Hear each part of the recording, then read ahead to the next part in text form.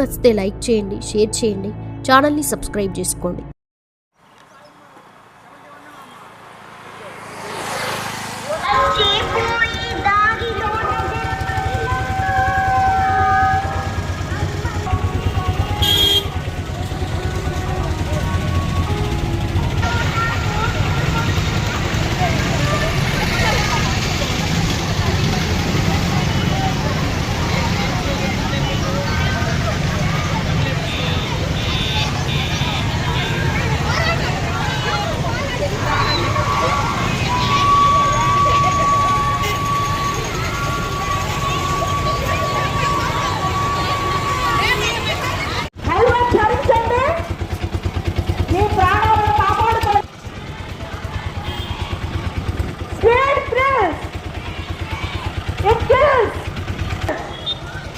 Helmet ధరించండి, మీ ప్రాణాలను కాపాడుకోండి. హెల్మెట్ ధరించండి, మీ ప్రాణాలను కాపాడుకోండి.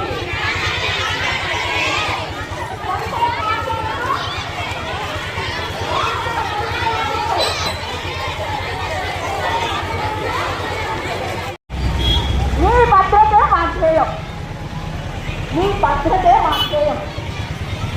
అందరూ బాగుండాలి, అందులో నేనే ఉండాలి. Thank you.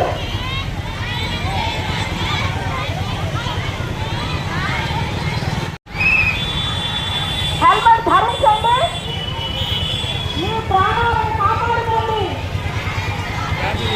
సీట్ బెల్ట్ ధరించండి.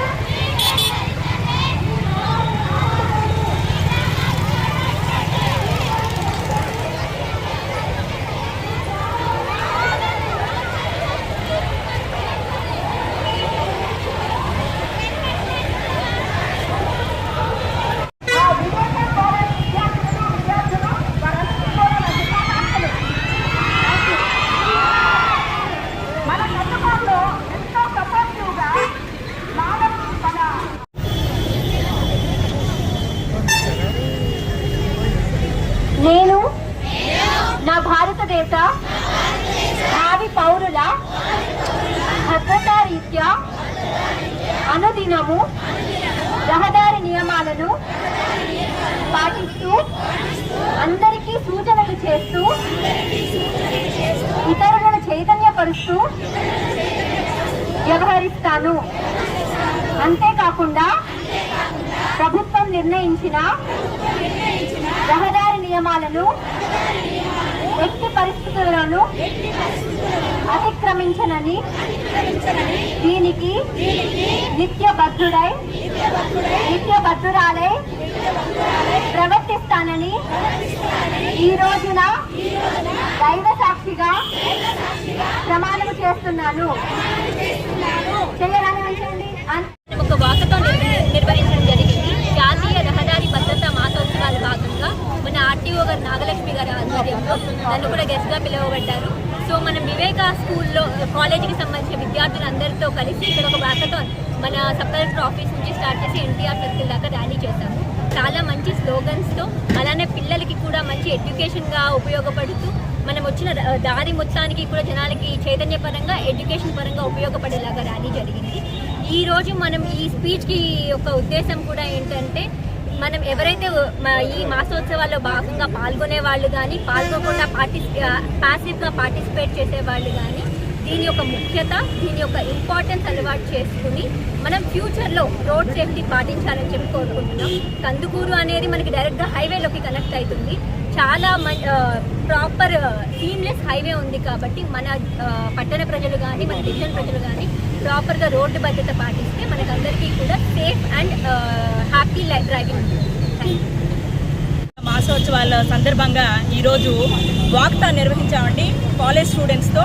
సో దానికి చీఫ్ గెస్ట్గా మన మేడం గారిని పిలిచాము. వారు వచ్చి సపోర్ట్ ఇచ్చారు. అక్కడ నుంచి 2K అంటే మేడం గారి ఆఫీస్ దగ్గర నుంచి, కలెక్టరేట్ దగ్గర నుంచి కూడా ఇక్కడ ఎన్టీఆర్ సర్కిల్లో దగ్గర వరకు మేము వాకథాన్ చేసుకుంటూ వచ్చాము 2K. సో వెరీ హ్యాపీగా స్లోగన్స్ చేసుకుంటూ వచ్చామండి. సపోర్ట్ చేసిన ప్రతి ఒక్కరికి కూడా నేను ధన్యవాదాలు తెలియజేసుకున్నాను. కాకపోతే ఒకటి, ప్రతి ఒక్కరు కూడా రహదారి భద్రతా నియమాలను తూచా తప్పకుండా పాటిస్తే మనం ఎప్పుడైనా సరే ఈ ప్రమాదాలు ఎదుర్కోకుండా ప్రమాదరహిత జీవితాన్ని అనుభవించే అవకాశం ఖచ్చితంగా ఉంటుందండి. హెల్మెట్ ధరించండి. హెల్మెట్ లేకుండానే ఎక్కువ శాతం వాళ్ళ కోసమే, వాళ్ళ సెక్యూరిటీ కోసమే కదా, మీ సెక్యూరిటీ కోసమే. కాబట్టి 15 కిలోమీటర్ల అవతల లేకపోతే యువతల అనేది కాదు, మీరు వెహికల్ స్టార్ట్ చేశారంటే ఇమీడియట్ నెక్స్ట్ మూమెంట్లో ఫస్ట్ ఆఫ్ ఆల్ 2 వీలర్స్ అయితే ఖచ్చితంగా మీరు హెల్మెట్ ధరించాలి. అలాగే మీరు ఎవరైతే 4 వీలర్ అంటే కార్లో కనుక ఎవరైనా డ్రైవ్ చేసే పని అయితే ఖచ్చితంగా ఫస్ట్ సీట్ బెల్ట్ ఫాస్టన్ చేసుకున్న తర్వాత మాత్రమే మనం రోడ్డు మీదకి రావాలనే నియమాలను తప్పనిసరిగా పాటించాలి. అలాగే సెల్ ఫోన్ మాట్లాడుతూ డ్రైవింగ్ చేయడం చాలా పెద్ద నేరము. అలాగే సెల్ ఫోన్ మాట్లాడుతూ నడుస్తూ రహదారిలో వెళ్తూ ఉంటారండి, చాలా మందిని చూశాను నేను. సెల్ ఫోన్ మాట్లాడుతూ అది చాలా తప్పండి. అలా ఎన్నో ప్రమాదాలు జరిగినవి. అలాగే మద్యం సేవించి కూడా వాహనాలు నడిపి ఎంతో మంది వాళ్ళ ప్రాణాలను కోల్పోవడమే కాకుండా వాళ్ళ ఫ్యామిలీస్ని రోడ్డు మీద పడేసి ఈరోజు ఎంతమంది అలా ఉన్నారు, ఎన్ని కేసెస్ మేము చూసామో మా కళ్ళతో మాకు తెలుసు. కాబట్టి ఎవరు కూడా మద్యం సేవించి డ్రైవింగ్ చేయకూడదు. సెల్ ఫోన్ మాట్లాడుతూ డ్రైవ్ చేయకండి. సెల్ ఫోన్ మాట్లాడుతూ వాక్ చేయకండి. ఎక్కడైతే మనకి జీబ్రా క్రాసింగ్స్ ఉంటాయో అక్కడ మాత్రమే, అంటే వాక్ అండ్ ఎవరైతే మనుషులు నడిచే దారి అని ఉంటుంది, సో అక్కడ మాత్రమే వాక్ చేయాలి. అది కూడా ఇట్లా కింద చూసుకుంటూ సెల్ ఫోన్ మాట్లాడుతూ డ్రైవ్ చేయకండి. చాలా ప్రమాదం. ఎంతో మంది చనిపోయిన సందర్భాలు మనం చూస్తూ ఉన్నాం. కాబట్టి ప్రతి ఒక్కరు కూడా ఈ నియమాలని తూచా తప్పకుండా పాటిస్తూ వాళ్ళ రక్షణగా ఉంటూ, అలాగే అదర్ రోడ్ యూజర్స్కి ఎవరికి కూడా ప్రమాదం జరగకుండా చూసుకునే బాధ్యత కూడా ప్రతి ఒక్క డ్రైవర్ పట్ల, ప్రతి ఒక్క ఎవరైతే వాహనదారు పట్ల ఉందండి. ప్రతి ఒక్కరికి మరొకసారి ధన్యవాదాలు తెలియజేసుకుంటూ, మేడం గారికి మరొకసారి ధన్యవాదాలు తెలియజేసుకుంటూ థ్యాంక్ యూ, నమస్తే. పేరెంట్స్ వారి గారాభంతో గనక బైక్స్ ఇచ్చి రోడ్డు మీద హ్యాపీగా డ్రైవింగ్ చేసుకోండి అని ఇస్తే గనక మన ఎంవి యాక్ట్ ప్రకారం అండర్ సెక్షన్ 199 ఆఫ్ ఏ ప్రకారం వారికి ఎవరైతే తల్లిదండ్రులు ఈ బైక్స్ ఇచ్చారో వారికి శిక్షలు ఉన్నాయండి. అది ఏంటి అంటే 25,000 రూపీస్ జరిమానా, అలాగే జైలు శిక్ష, 3 సంవత్సరాల జైలు శిక్ష ఉంది. కాబట్టి ప్రతి ఒక్క తల్లిదండ్రులు ఈ రోజు నుంచి మీ పిల్లల భవిష్యత్తు మీ మీదే ఆధారపడి ఉంది. కాబట్టి వారు ఎవరికి కూడా అర్హత లేకుండా వయసు ఇంకా ఎప్పుడైతే మనకి ఆ ఏజ్ గ్రూప్ అనేది ఒకటి ఉందండి, ఒక లిమిట్ ఉంది. 18+ తర్వాతే మనం డ్రైవింగ్ లైసెన్స్ తీసుకోవాలి. అంటే అప్పుడు మాత్రమే అర్హత గల లైసెన్స్ తీసుకున్న తర్వాత మాత్రమే ఆ పిల్లలకి మీరు వెహికల్స్ ఇచ్చి రోడ్డు మీదకి వెళ్ళమని చెప్పండి తప్ప ఎవరైనా సరే ఈ తల్లిదండ్రులకి ఇది హెచ్చరిక అనుకోండి, సూచన అనుకోండి, నేను మర్యాదపూర్వకంగా చెప్తున్నాను అనుకోండి. కానీ ఏ తల్లిదండ్రులు కూడా ఈ తప్పు మాత్రం చేయకండి. శిక్షలు ఉన్నాయి, చట్టాన్ని మీరు అవలంబించాలి, ప్రతి ఒక్కరు కూడా ఆచరించాలి, పాటించాలి, ప్రతి ఒక్కరు కూడా గౌరవించాలి చట్టాలని. సో ప్రతి ఒక్క తల్లిదండ్రులకి ఇది నా సూచనగా తీసుకోవాలి. ఎవరు కూడా రహదారిలో క్షతగాత్రులయ్యి ప్రాణాలు కోల్పోవడం మా శాఖకే కాదు, అసలు ఏ శాఖకి ఇష్టం లేదు. కాబట్టి రహదారి చాలా ఎట్లా అంటే ఇన్ ద సెన్స్ చాలా ప్రశాంతంగా, అంటే రక్తసిక్తంగా అవ్వకుండా అందరూ క్షేమంగా ఉండాలి, అందరూ ఉండాలి అనేది నా కాన్సెప్ట్. ప్రతి ఒక్కరూ రహదారి భద్రతల సూచనలు పాటించాలి, ఆచరించాలి. Thank you. చూసారుగా ఫ్రెండ్స్, వీడియో నచ్చితే లైక్ చేయండి, షేర్ చేయండి, ఛానల్ని సబ్స్క్రైబ్ చేసుకోండి. Thanks for watching.